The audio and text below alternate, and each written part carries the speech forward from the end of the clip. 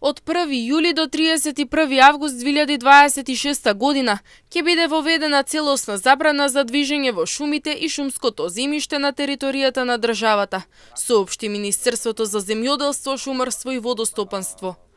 Одлуката е донесена согласно насоките на владата и по барање на јавното претпријатие Национални шуми и националните паркови, поради зголемена опасност од појава на шумски пожари во текот на летниот период.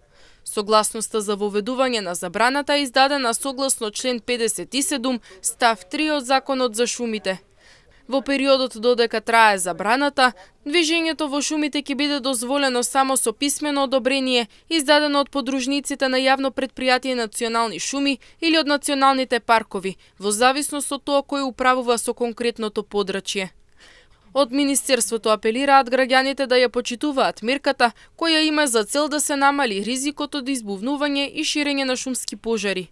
За лицата кои нема да ја почитуваат забраната се предвидени високи парични казни.